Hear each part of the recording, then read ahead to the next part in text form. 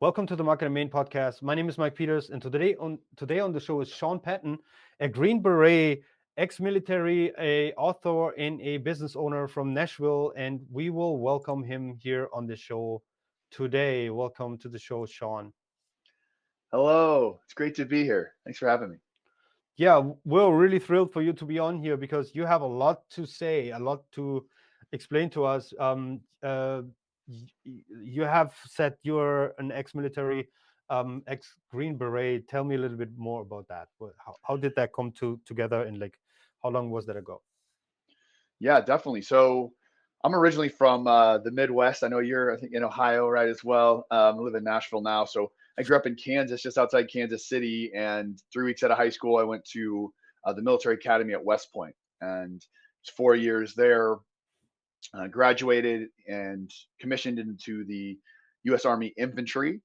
And so I served as a rifle platoon leader and scout and sniper platoon leader in the 101st Airborne Division, including a 14-month tour to Southwest Baghdad, and then went to Special Forces selection. And after about 2 years of training, got my Green Beret and took over my first Special Forces team in 2011. And I was lucky enough to command two different Special Forces detachments, including combat deployment to Afghanistan and a few other places in the Middle East. And I did that till 2015, and got out and started in the entrepreneur side of things. So, and then you have written a book, you said, right? Yeah. So my book is called "A Warrior's Mindset: The Six Keys to Greatness," and I think that you know the before I even start on why the book, the how we kind of got there was I got out of the military because I was so passionate about leadership and problem solving. Not just everyone can relate in their job or their role, right? You've got things you love to do and things you put up with, and I was never really the gun guy or the range guy or the gear guy or everybody has things about the military they love. For me, it was always about the people and the leadership and the complex problems we got to solve. And as I got to work with some different groups, and in special forces as a captain, I got to work with, you know, the embassies. I got to work with the UN and NATO, and I got to see things in policy wise, government, and even strategic business partners. And I can see things in a level that most people my age or at that level in the regular military wouldn't get to see. And I saw what seemed to be a system that was flawed when it came to leadership development, just as a whole. Like almost everywhere I looked, it seemed like sort of the younger leaders around me, the more junior leaders, were inspired and they were selfless and they were motivating and they had all these dreams and goals and they were just doing these things. And then there was this disconnect with the senior leadership. And so I wanted to tackle that problem and bring some of the leadership lessons that were unique in my experiences in the military that it would take a lifetime sometimes in the civilian side or private sector to learn, right? Like I remember just one example, we talked about Ranger School a little bit before we started, and one of the tougher schools I went to when I was young lieutenant, and it's an intense leadership school where they take away sleep, so you're sleep deprived, you're hungry, and you're in the worst elements, and no one wants to be there. And how do you lead under like the worst conditions, right? So you're doing a 10-day field problem, doing infantry tactics and training missions back to back to back for 10 days straight on like 8 hours of sleep in 10 days. And the lessons you learn about yourself, the lessons you learn about how to motivate people, how to communicate, how to succinctly get people on board with a common vision to execute these complex missions. Like, I don't, how many times do you have to go to the cubicle in the skyscraper to work with your manager to get those lessons, right? I mean, it could be decades or years, Or never. or never, right? More likely never.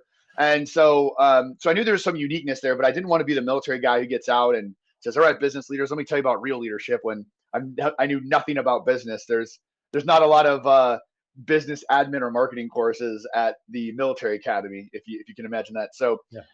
so I thought, well, what are the two things I need to do to transition to business and sort of see what of these leadership lessons and my principles will translate and which ones won't.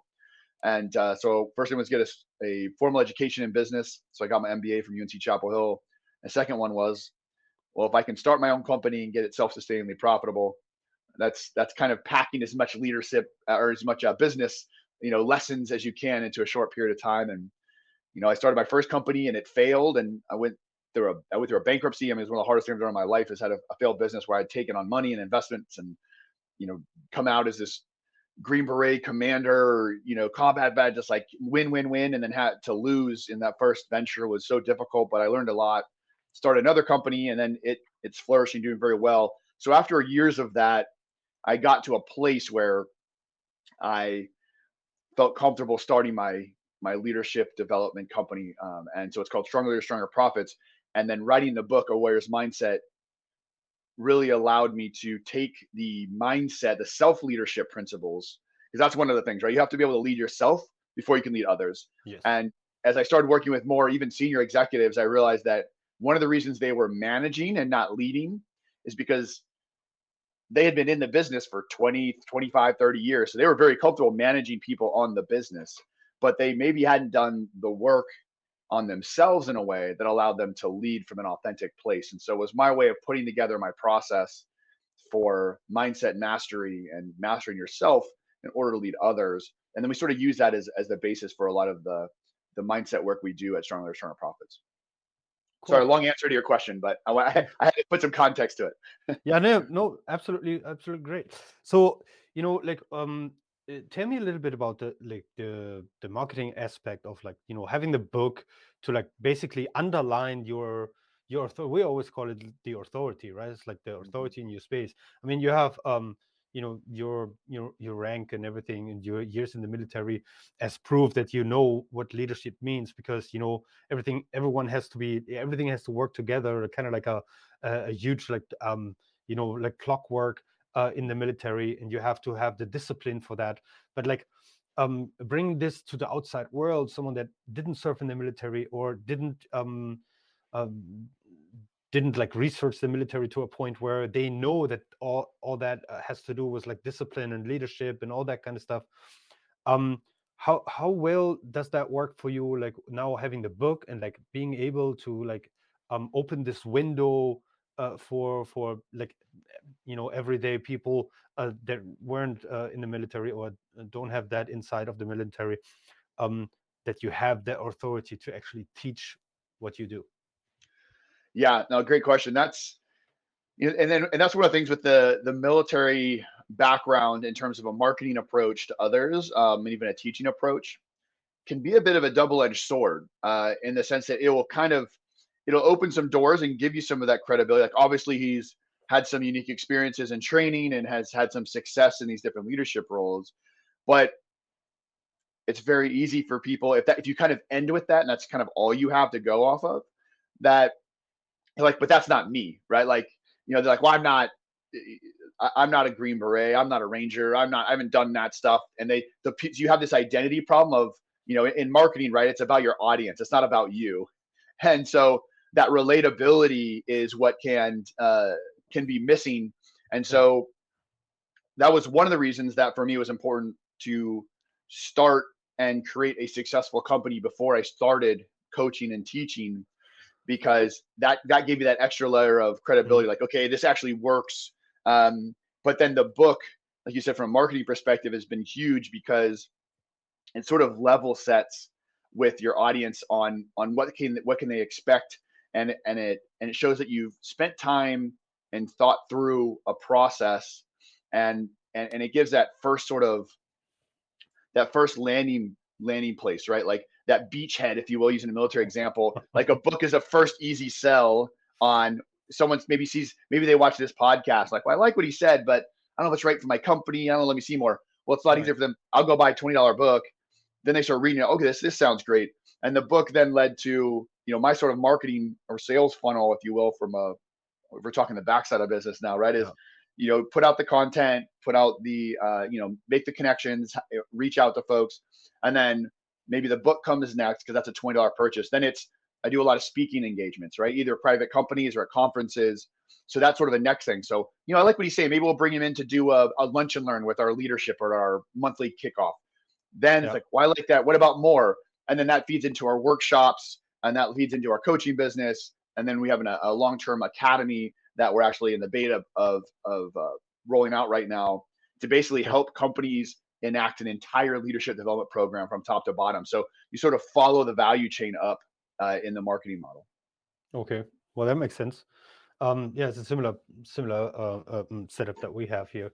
Let me ask you this: so the business that failed, I know like a lot of people don't want to talk about failures, but I think I had businesses before in Germany as well as here, where they didn't do that well, right? So, Mhm. but now like I have two successful businesses now, but like a lot of people don't see like the work that was put in up front. All those years of failures. So what was the business that failed with you?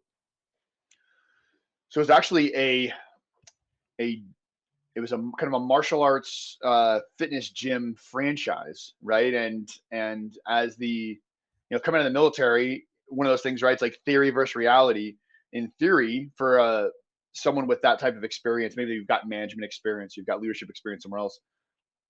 A franchise in theory sounds perfect, right? Because you sort of get a proven, quote unquote, I'm putting air quotes in case people are listening right now, quote unquote, proven business model, right? And then you've got some support to people help you to do it. They can push marketing, and sort of the message is, hey, put up the money up front and just run the play. And I thought, well, I can do that, right? I can lead people and run the play. But I made a few errors, and the company, which I don't want to name, but the company had also changed the models from the time I bought in to the time I opened. So and this is something for people to be wary of, especially if they are going to either a strategic partnership or some sort of contractual agreement, like a franchise agreement, is the when I signed in, or I bought in, right? So I bought, like, say it's $30,000 to buy the franchise. Then you start looking for real estate. Well, I was having a hard time finding locations, and at the time, the model they were running was about a 3,000 to 5,000 square foot model. So in my head, you run the numbers. It's like, okay, to get profitable, it's gonna be about let's just call it maybe up to a $500,000 investment. So I planned for that. I raised money on that projection, that forecast. Well, in the time that I signed it and the time that I was able to find a location and open, they shift the model to a 10,000 square foot model. And if you had already, if you already had a lease agreement, you were sort of grandfathered into the previous one, but I didn't.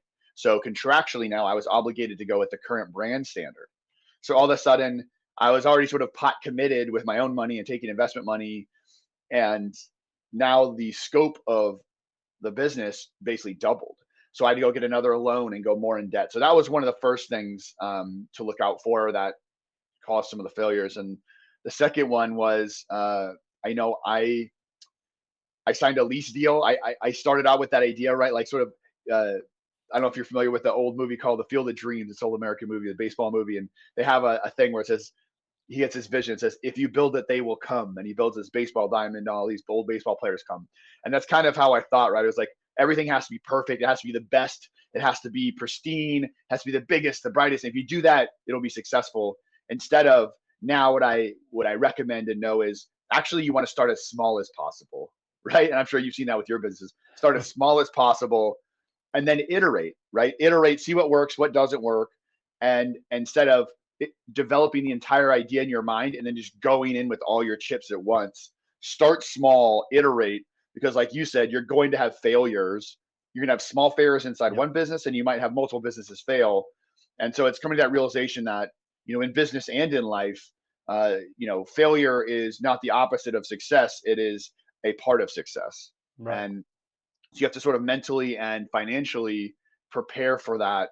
And so I got to a point where, we had a strong culture inside the gym. We actually won, small business of the year. My second year being open, we were engaged in the community, and we had over 400 members. If you have over 400 members in almost any gym model, you should be making money. And I wasn't, because I signed a lease deal that was too expensive and I just contractually couldn't get out of it. And the other one was, if I could have changed sort of the business model and some of the marketing, I think I could have made it work. But because it's a franchise, you can't change that. So I got myself in a position where even though I was learning these business lessons at a fast rate, I had made decisions earlier that contractually prevented me from making other business decisions that I had to make later. And so we ended up having to close it. Okay. Well, that's I know what that can do to your ego.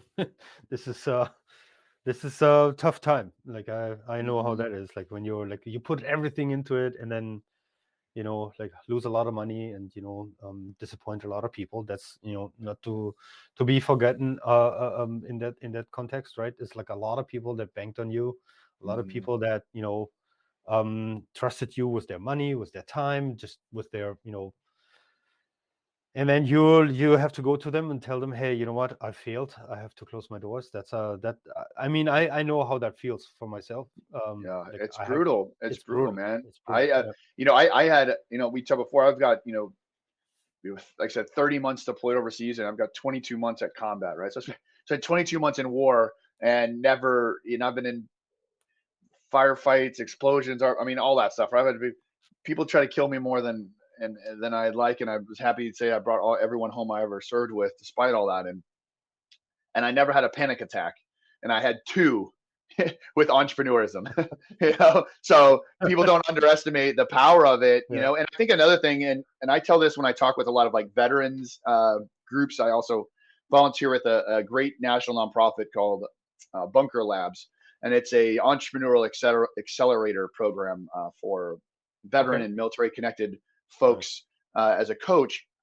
And one thing I tell them, that especially, but I think it could relate to a lot of people, is one thing in the military, a mindset I had to shift is, when you're on a mission, when things are dark, when it's the worst of the worst, the answer almost always in the military is just keep pushing, like just go harder, right? Like the sun's going to rise, the mission's going to end eventually. The deployment is going to end. You're going to get to come home. You're going to get to rest and refit, all those things. But the problem with that sort of mentality, if you take it into entrepreneurism, you take it into business, you take it into those things in your life, is that the mission never ends, right? There is no break. Yeah. There's no redeployment. That's always next. The It's next. always next. Exactly. And so that's what happened to me, was when things got tough, instead of pulling back and making maybe some hard decisions early on, like, is this even the right way? Should I pivot here? Should I sort of cut my losses and move on?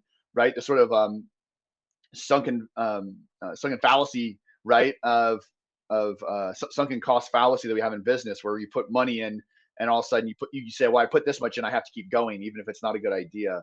And uh so, and when you are self-employed, or you run a business or something like that, where you have to be very careful if you're that really just keep going driven type of person, because I created health issues for myself that I still deal with. I put myself through a lot of stress getting out of the military, and personally, and then also during this time, that it broke me down mentally and physically in a way that, I mean, I learned a lot, but it was a very hard lesson to learn.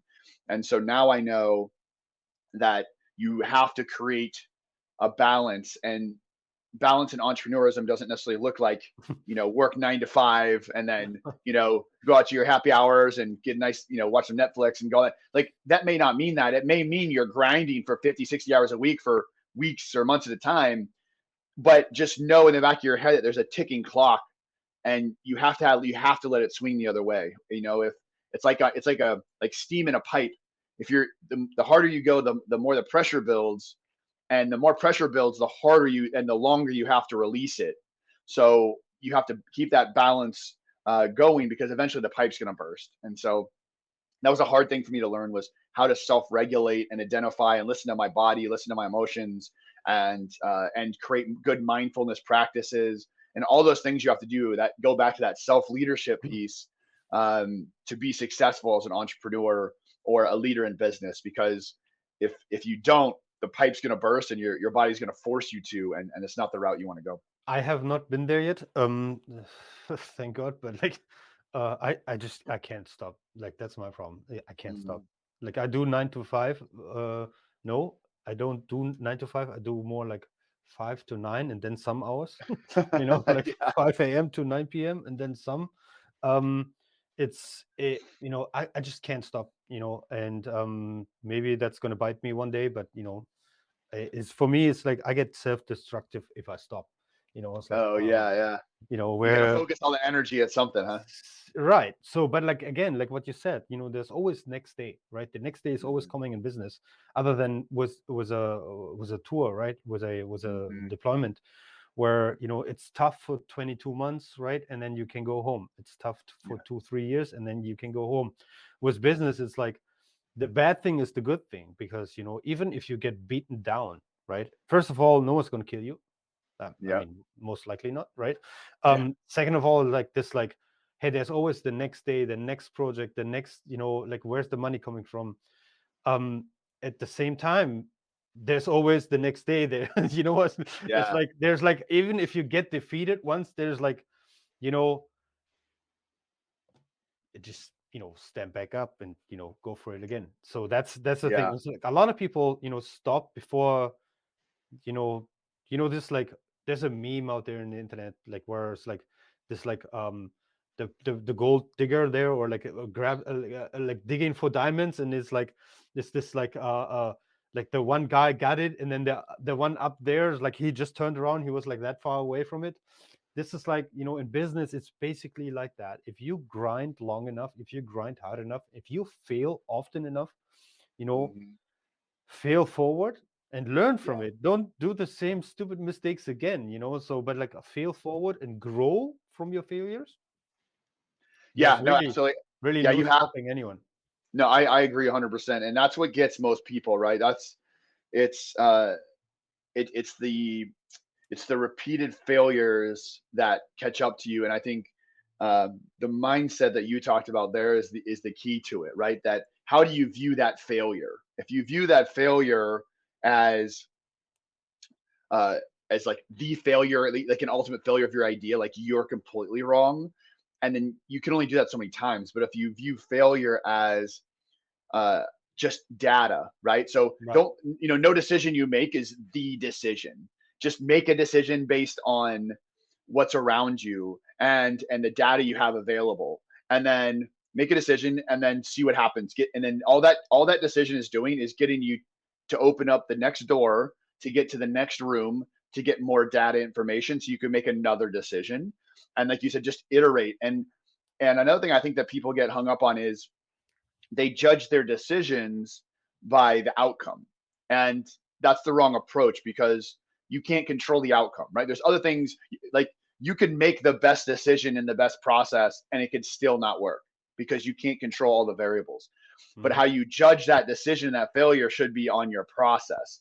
Did I use the right process? Did I make the right decision given the information I had available and given the experience I had, right? We could all look back, I'm sure, at your business failures now and be like, hey, idiot, if I could have just done that, how stupid was that? But you didn't know at the time, right? Yes. So that's what I think gets it starts weighing on people like we carry our rucksack like our back. It's like putting a brick in your rucksack if you just keep that weight of that failure, instead of not looking at it as a total failure, but looking as, oh, I'm just getting more information, and that Mhm. information is going to allow me to make my next decision better. And as long as you see it as iteration and as a necessary part of growth, and then judge, your goal is to get better at the decision making process, because you can control that. And like you said, over time, if you just improve that decision making process and you improve your knowledge and your experience, so you can make better and better decisions because you're making it with better data, Mhm. then I agree, success is inevitable. Well, the thing is also, I mean, what you just said is like very important. A lot of people don't understand, and a lot of people are too ignorant with themselves or to themselves, that they don't get, like, the first step towards this is self-reflection, right? It's like thinking about, okay, what did I do wrong, right? Which process did I start or like follow through with that wasn't maybe the right process for this task, right? And then the Mm-hmm. other thing is this: accountability. Self accountability is so important, like, in any aspect of life. The Mm-hmm. moment you realize, like, everything is your fault, right, like, the moment you realize that, everything changes fundamentally. Like, if anything that happens to me, right, is now happening because of me, then, and that, and you understand this concept, then your life is going to change. Because at the end, it's like, and no matter what happens, if even if other people in my business make mistakes, then I always have to think about this: what did I do wrong before that it came to this point, right? Did I Mhm. hire the wrong person? Was my training concept not correct? Was the execution of the training not correct? Did I not explain how to, it's all my fault, right? It's always, if I go back, if I step back and say, okay, where did I do something wrong? That's because I don't waste my time anymore on anything that I can control, and the only thing I can control is my own actions.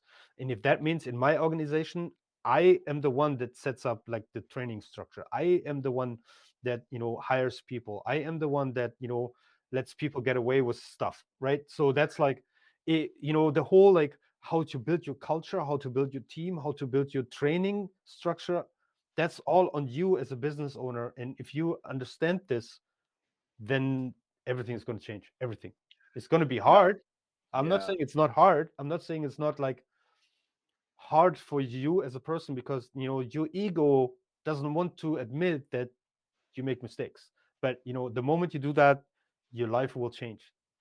I agree. Yeah, that's it's funny you bring that up. The uh, I guess it's selfish shame, self plug again here about the book, but it's so funny you bring that up because so the book, I said I developed that around this whole person like mindset mastery approach, right? And I know that this is a bold claim, but I literally tried to set out and create a holistic approach that solved for human discontent.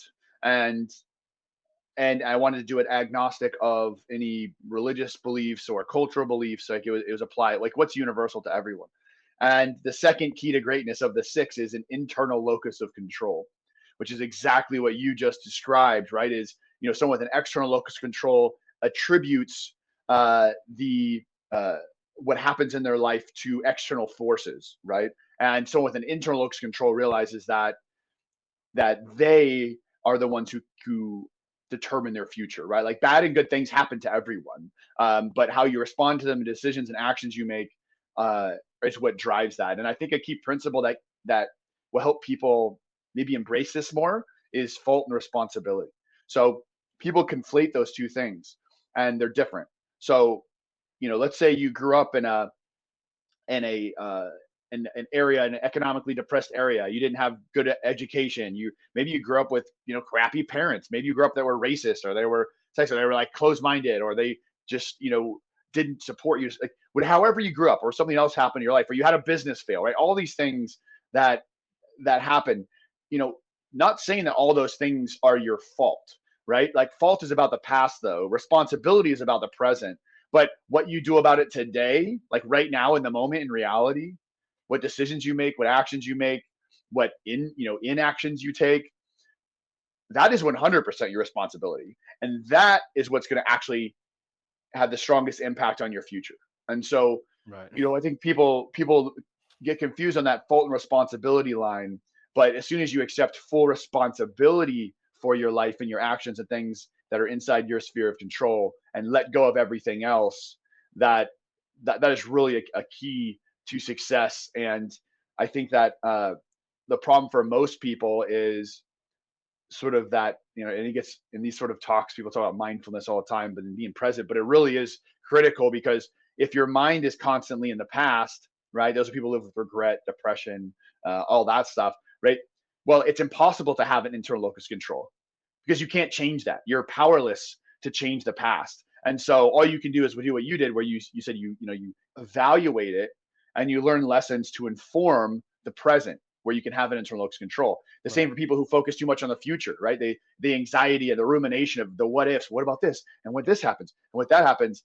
It's impossible to have that internal locus control that you're talking about because But you don't have they can't control over control most that. of those things anyways. That's the No, thing. It's like you don't have exactly. control over the weather. You don't have to control over like what happens in the world. That's nothing you Yeah. can control. You can control yourself. That's what you can And do. you can control yourself in the moment, like right Right. now, not Right now, tomorrow. So right focus on right now. What are you doing not right yesterday now? either. Not yesterday either. Hmm. You can't make, you can't go back in time. That's Hmm. impossible. You can take whatever you learned from your misbehavior, from your failures and everything, and like not do it again or do it differently, right? Try a different approach. I have this, I told you I have this German channel, right, where train people how to immigrate to the United States legally, of course, from Europe, because of our labor shortage and stuff like that. And they, a lot of people come and argue with me that we're living in such a bad world because so many people are poor in the United States. Like, yeah, that's true, but it's their own fault if they stay broke. It's not their. Mhm. It might not be their fault that they're broke right now, but it's going to be their fault in 99% of the cases if they stay broke, because Mhm. this is really like the best economy we have ever lived in, like the Mhm. best country in the world. You actually still have all the opportunities, no matter where you come from, no matter what you say, it doesn't matter. Like, you have the opportunity to get out of poverty all the time. Same in Mhm. Europe. In Europe, it's no worse than that. I mean, Europe is not the United States, but in Europe is also like a free environment there, where if you want to, you don't have to stay broke, right? That's a Mhm. choice. It's not your Mhm. fault that you're there right now, but was the information available free for everyone on the internet? If you stay broke, that's your fault. Yeah. Yeah, I agree that that opportunity and that acceptance of that is exciting to some, and others reject it, right? Because they don't want to accept that responsibility. But and I agree, right? And Mhm. and that's why I think people talk about It's off. equality of It's opportunity or quality of outcome, right? And it, you it's and it's it's, off. Often it's just mental laziness. That's just, mhm, they don't want to put the work in to work with themselves. That's the problem. They have an issue already. Like, it starts with yourself, right? Like, mhm, there was this, if you want to change something, you should start with the person in the mirror, right? So that was I think, a Michael Jackson song. So but mhm. that's Yeah, really, yeah. like, it's true. If you want to change something, like, look in the mirror, start there.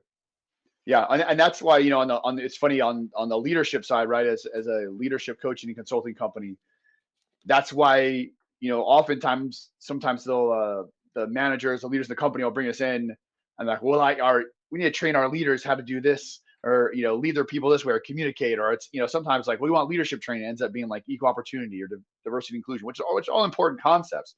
But uh, the first thing that we have a discussion about is like, what about self leadership? Like, what gives you the authority to lead other people as whole human beings if you can't lead yourself? And it all has to start there. And that is when you commit to being a leader, you are committing to a lifetime of self improvement. Like, that's your obligation, because like you've said, you've got multiple companies, right? And then as those start to grow and you get bigger staffs, you get more responsibility, right? The CEO of the company needs to have done 100 times more self work to be able to lead and handle and make those decisions of a giant company versus the individual contributor, right? Like, or the junior manager with 5 salespeople or 10 salespeople versus the CEO with 1,500 people and a $1 billion budget.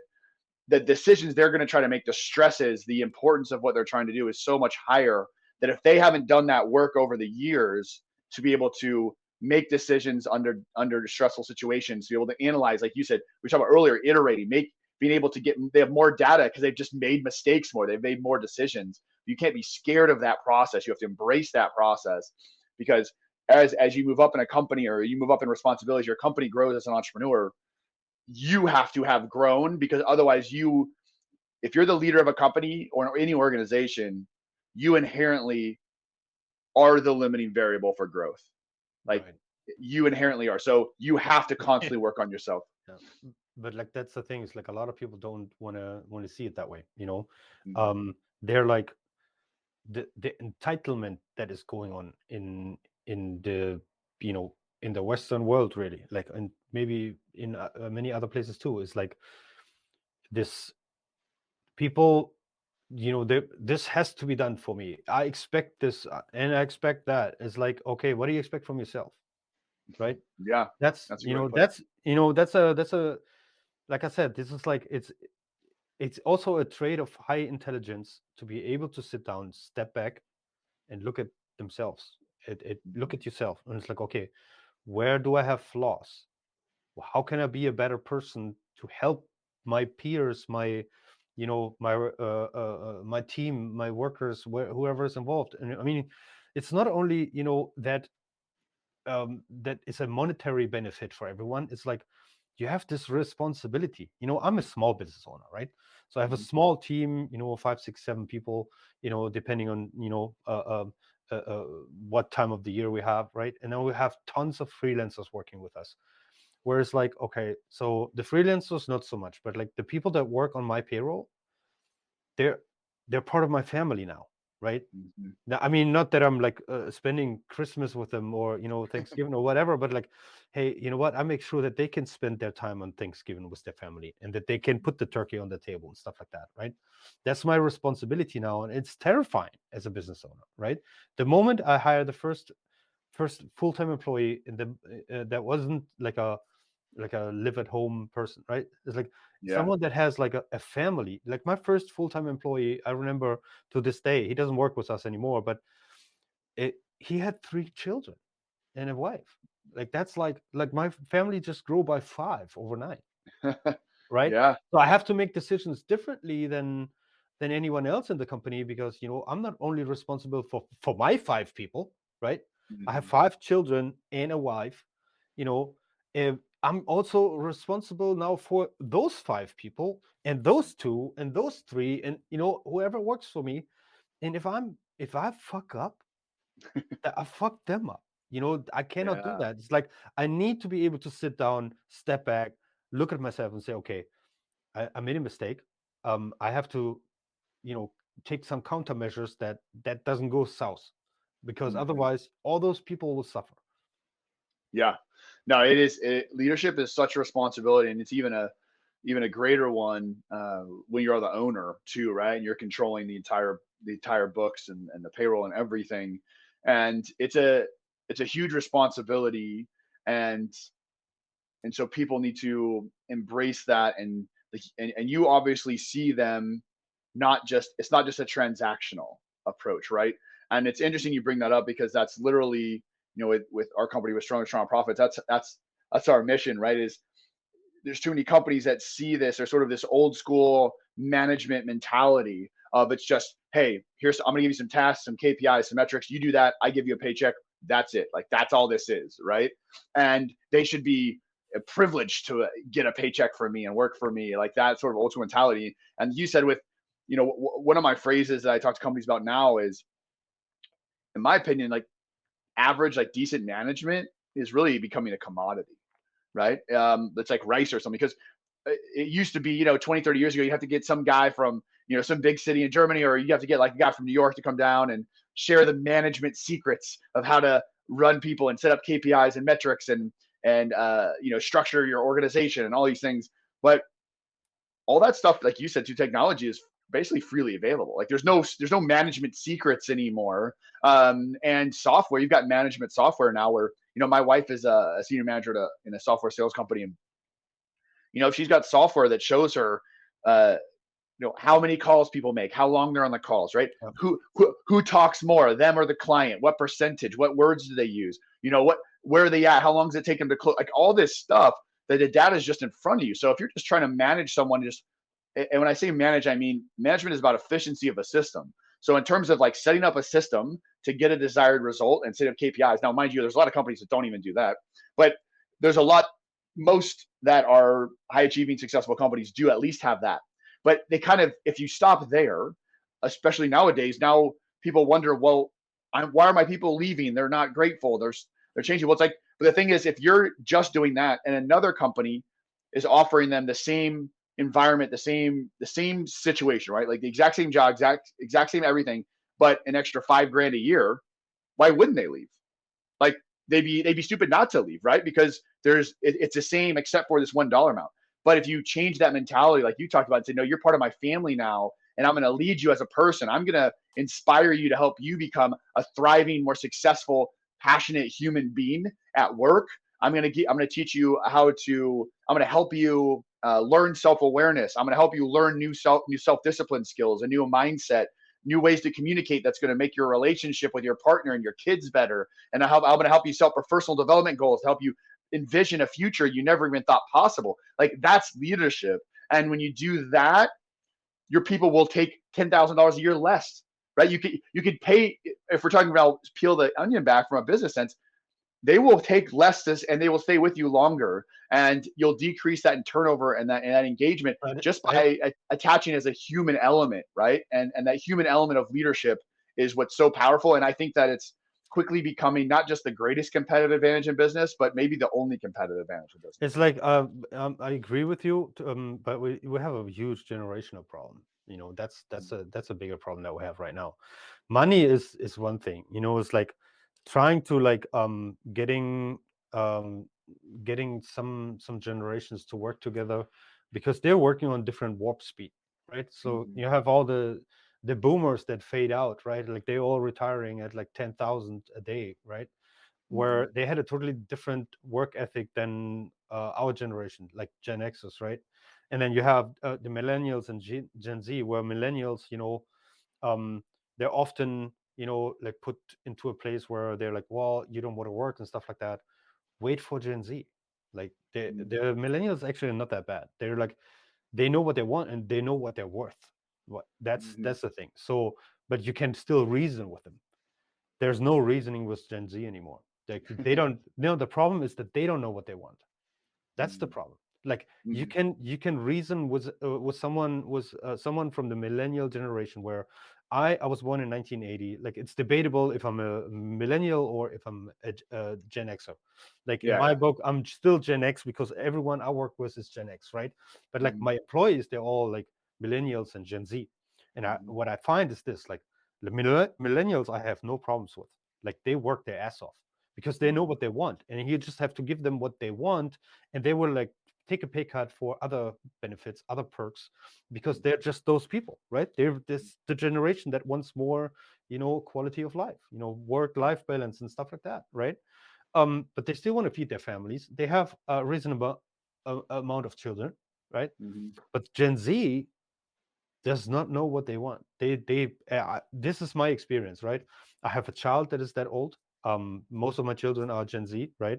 I have employees that are Gen Zs. Um, they don't know what they want. They don't know. You ask them, Mm-hmm. what do you want? What is your life goal? I mean, they're all pretty young still, but like there's no goals. There's no goals. They don't know what they Mm-hmm. want. Therefore, you can never make them happy. That's a huge problem. That's a huge problem. In this work environment that we are in right now, where they just go for like, okay, I don't like that. I go there. Oh, I have to work here too. Oh, I go there now. It's like it's, you know, it's like this environment that we are in right now. 3.3% unemployment, like in the middle of a recession, is like unheard of, right? So, Mm-hmm. but it's going to get worse and worse and worse because you know that we have the 10,000 baby boomers every day that retire. At the same time, we don't have enough immigrants coming to fill that void because we're not going to fill that void with our children because we have a birth rate of like what 1.4. So Yeah, that's that's that's under two for sure. yeah, and that's since decades.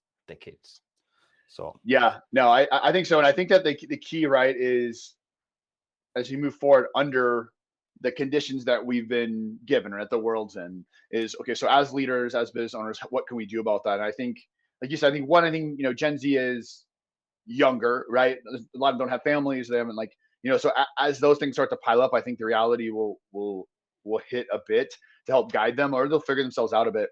But I also think that's a great opportunity because if you are the type of uh, leader manager that can have that conversation and at least maybe you're not going to give someone a life purpose, right? You're not going to give them that, but if you can start giving them some tools and to start shifting a mindset so they can start creating some fulfillment in their life, some purpose, and give them some of those skills to help developing. I still think you can adhere. You can develop a relationship with them um, that will stand sort of test of time. I think you can develop them some, but I do think it takes a little more work and it takes some adjustment to the individual to help them build the skill sets and the mindset to start creating some purpose and some fulfillment in some direction. And that's why to me that's why this it's a you can leadership try. crisis. you Yeah, yeah. it's you can try. The thing is this, like it's one thing is about leadership, right? But again, like coming back to like what works in leadership for baby boomers, Gen Xers, and even millennials, doesn't work for the next generation, at least not right now, because they didn't life didn't push them around enough. They're like 25 and still living at home. That's fine. But like there's no responsibilities and no consequences for them either. So and then the other thing is like it's just the sheer labor shortage. Just like, okay, I don't like it here, I don't like it there, I go there, and that's like sheer endless for now. I don't see that getting any better anytime soon, or rather worse. But like we have to our generation that are now, we're in charge now, right? So uh, our generation has to make sure that we kind of find ways to like, you know to connect to that next generation and the following generation. Otherwise we're going to have a big problem. Yeah, I agree. I think, and then it's just my approach, right? There's a lot of different ways to do this, but uh, and that's why I'm so passionate about this leadership side, like you talked about, because this is this human element that's going to separate the companies that succeed and the ones that don't. Like the ones that find a way to get these different generations or different mindsets, to work together, and to figure out some commonalities and to bring them together. And I still think the base principles of a common vision, a common goals that you may have to explain it differently based on what someone's perception is, what they want. But what I see a lot is from the leaders, even Gen X's, and I mean, is they struggle with communicating the common vision and the why behind what they're doing and what the impact is. Because like you said, even millennials, right? I'm the same way with you. I'm kind of on this like Gen Z, Gen X, millennial, depending on what chart you look at, right? And and even in our generation, the being able to succinctly tell someone this is what we're doing and this is the bigger impact. Because even millennials, what matters to them, like you said, is they want they see their life as inclusive of work and life and relationships and everything else. And with the pandemic and people working remote and hybrid, it's just accelerated that, right? Because it used to be I left my house and I went to my office and I'm at work, and then I drove and now I'm home, and now I'm dad, or now I've got kids. But now you're doing a sales call and your dog walks up and start licking your face. So it's like you are there's no separation here. You are just it's just life. And I think if you can tie the work that your company does, the work that your organization does, the development of them as a person, and then you start weaving that together instead of trying to separate it. Like instead of being a manager or leader who says this is work, and at work you're like this, and I don't care what you're like at in the rest of your life, in your personal life. Instead, addresses them not as worker X, but as Bill, Bill Smith, and as Bill. Hey, Bill, how are you doing? How are things going at home? What are your goals? Hey, I know you said you've been trying to work on walking every morning and being more active. How's that going? Let me help you hold accountable to your own personal goals, right? Like pure, like whole person leadership. I feel like that can be a fusion between these different generations that then lead to, and as we know, right, a more engaged and passionate and educated workforce, and that is fulfilled, that feels some fulfillment from the work they do. You're going to get more productivity and better outcomes and ultimately greater profitability. Yep. So you would hope. That's no, the work to be done, right? Yeah, I know it's tough. So we do that here too. Like we do like purpose meetings. So like one-on-one meetings is like, okay, what's your purpose in life? What are you doing all that for, right? I want to know from them. It's like, what's your dream? All right, this. Yeah. What did? Okay, let's write it down. What that actually means, right? Like monetary wise, like how much money you need for that. So we sat down and I had like a lot of people like sitting in there with me, like, what? This I never thought about that. I have this dream, but I never really like put down like what's in here, what's at stake. I was like, Yeah. all What's right. the process for it? And Yeah. you lay out a plan and then they execute on it. I mean, and that's what you're talking about right there. Like that's leadership. What you're doing right there. That is leadership. And the companies and the business owners that are doing this effectively and see it that way, not as a management transactional way, are the ones who are going to have the greatest chance of success. Are you going to get everybody? No, right? I gave up trying to change people years ago. No, you can't. You You can. can't, but you We can had do that. people walking. We had people where I was like, "Hey, this is not a fit." Like Mhm. when people can contain themselves because they're aggressive towards themselves, towards others. They don't. They were not like physically aggressive or anything. Don't get me wrong, but like, it's just it wasn't a fit. So I had to let people go. I had people just walking out on me because they're like, "Oh my God, this is like we're doing media, so there's like a lot of creative people here, but they're Mhm. used to like just like." Head in this in the clouds and whatever, right? Yeah, There's no like, no, this is a real company. We do production here, and we don't do it for you. We don't we do it for our target audience, or we do it for the target audience of our clients, right? yes, um that's something where it's hard to like like catch them and say, hey, we can do all that cool stuff also, but like right now we'll have to concentrate on this, right? yeah. And that's very hard. uh, but like it's a learning curve for everyone, always, right? It's like, all right, for now it's going to be tough for everyone that is new, and either you're fit or you're not. But then Mhm. again, like this, all like the purpose meetings, that's like really like an eye opener for a lot of people, and have I think people that like, oh, I love the way you put that. Like, because I'll talk about counseling and sessions. I'm probably going to steal that. I like the term purpose meeting because it's so specific and descriptive of that singular conversation, and it doesn't get conflated with like the million other things you might talk to somebody that when you do like a counseling session with them or development. But like, no, we're going to have a meeting and we're just going to talk purpose yeah, and and that's purpose absolutely alignment. Yeah. that's exactly, that's absolutely fine. And then that being said, I'm gonna send you the bill for that. That's not a problem. Uh, Yeah, little trademark afterward. so- Royalty every time I say it. no, I'm just kidding. I'm just kidding. All right. Well, thank you very much for being here on the show. That was a very good talk here with you. So in when people want to find you, like your company, your coaching business, how would they do that? Absolutely. So if you go to our website, it's strongerleaders, strongerprofits.com. And you can also find me on, all the socials. I'm on LinkedIn, Sean Patton. I'm on, social media. Instagram is Sean Patton Presents. Sean Patton Presents on, you can find me on Facebook. And just, but the best place probably is just go to the website and check it out. And then if you or your company's interested in either, one-on-one coaching or, coaching, and development workshops for your company.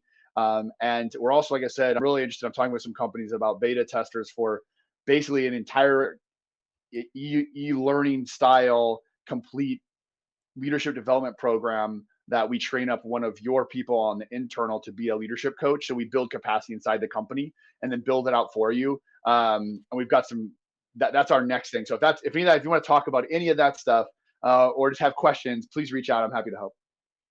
Cool. Well, thank you for being on the show. Thanks so much. Great talking with you today.